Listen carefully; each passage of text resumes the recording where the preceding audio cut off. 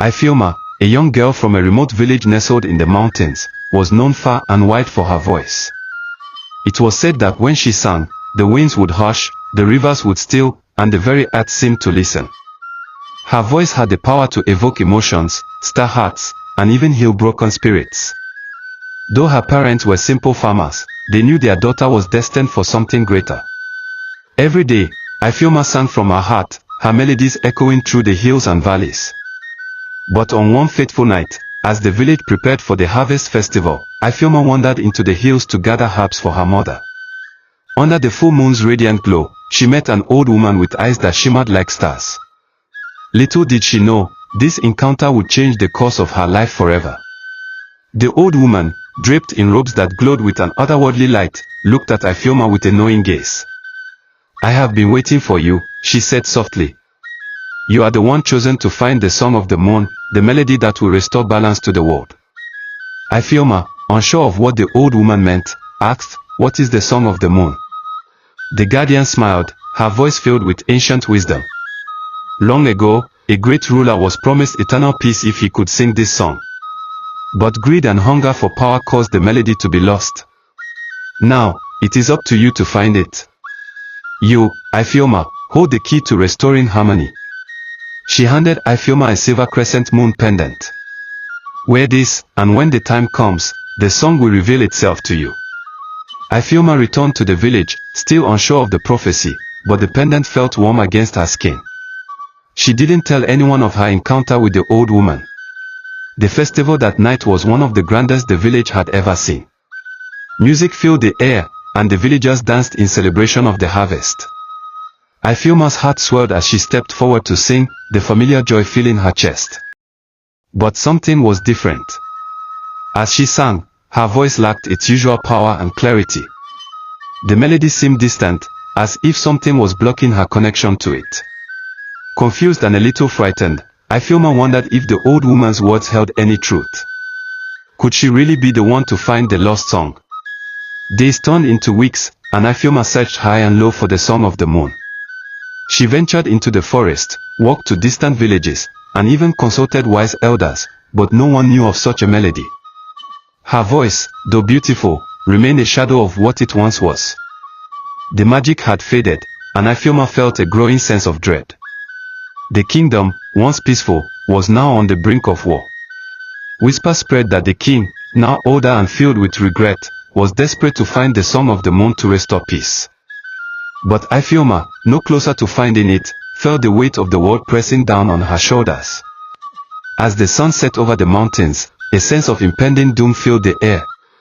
Word reached Ifeoma that the king had summoned all the kingdom's strongest warriors and wisest sages to his court in hopes of finding the lost song.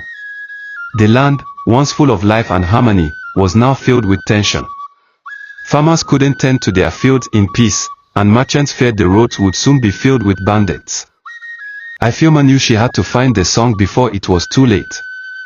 She returned to the hills where she had met the old woman, hoping to receive guidance. But when she arrived, the landscape was eerily silent.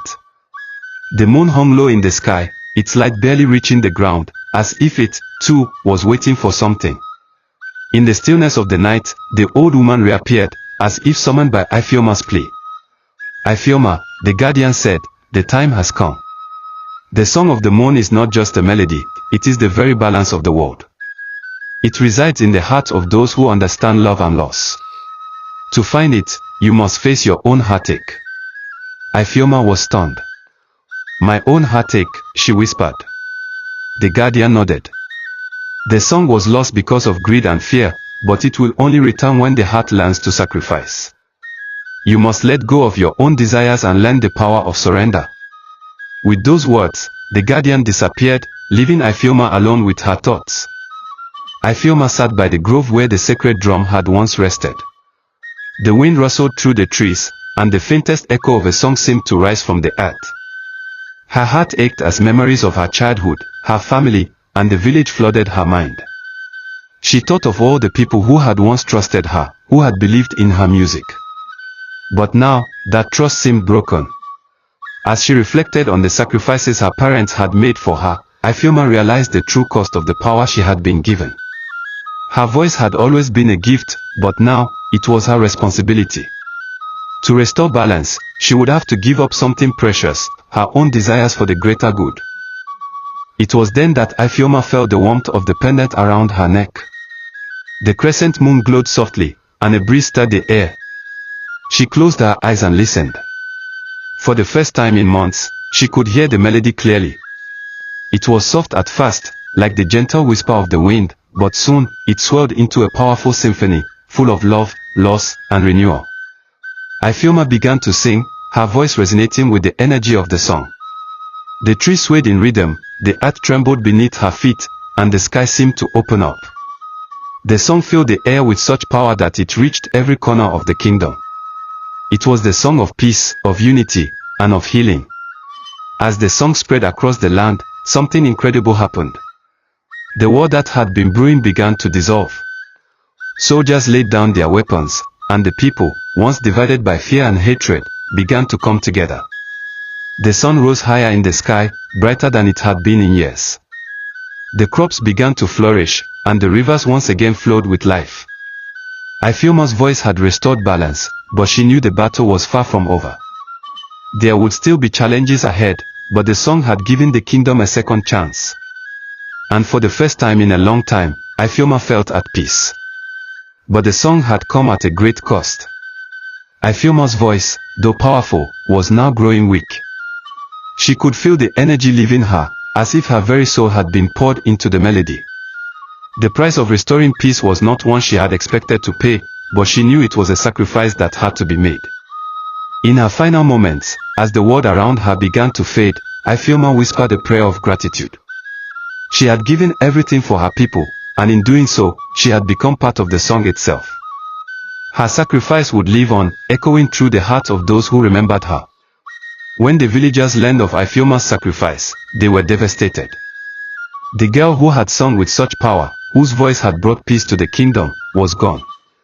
They gathered in the village square, their hearts heavy with sorrow. But even in their grief, they knew that Ifeoma had left them a gift, one that would live on forever. The sacred drum, which had once been silent, began to hum with a low, steady beat. It was as though the village itself had come alive with her song. Though Ifeoma was gone, her spirit remained, woven into the fabric of the land. The people began to sing, their voices rising in unison, honoring the girl who had saved them all. Years passed, and Ifeoma's name became legend. The Song of the Moon was sung at every harvest festival, and the sacred drum was played at every celebration. The kingdom prospered, and the people remembered the sacrifice that had saved them. The memory of Ifeoma lived on in their songs, in their stories, and in their hearts. But the world had changed. The land, once ravaged by war and fear, now flourished with peace. And though the people no longer needed to sing the song to restore harmony, they never forgot the lesson Ifeoma had taught them. Peace was not a gift, but a responsibility that they all shared. One night, as the moon rose high above the village, a young girl named Neka sat on the hill where Ifeoma had once stood.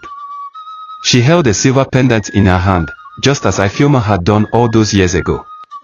The pendant glowed softly, its crescent shape reflecting the light of the moon. Neka closed her eyes, and a melody filled the air. It was the song of the moon, passed down through the generations. As she sang, the wind picked up, and the trees began to sway. The song had returned, but this time, it would be sung not just by one, but by all who believed in its power. Years later, Neka became the leader of the village, and the Song of the Moon was sung by every generation. It was a reminder of the sacrifices made, of the love and loss that had shaped their world. The village thrived, and the people learned to live in harmony with the land, with each other, and with the music that bound them all together. And though Ifeoma had long passed, her legacy endured. The Song of the Moon lived on, not just in the melody song, but in the hearts of those who carried her spirit forward. The moon shone brightly on the village, casting its light over the fields and the river that ran through the land. The people gathered once more to sing the Song of the Moon, their voices rising in harmony. The music filled the night air, and for a brief moment, the world seemed to stand still. As the final note echoed into the night, Ifeoma's spirit watched from the heavens above, her heart filled with peace. The song would never fade, for it was a song of the soul, a song that would live forever, passed down through generations, forever binding the people together in love, sacrifice, and peace. The end. Thanks for watching. Please like, comment and share. Subscribe for more stories.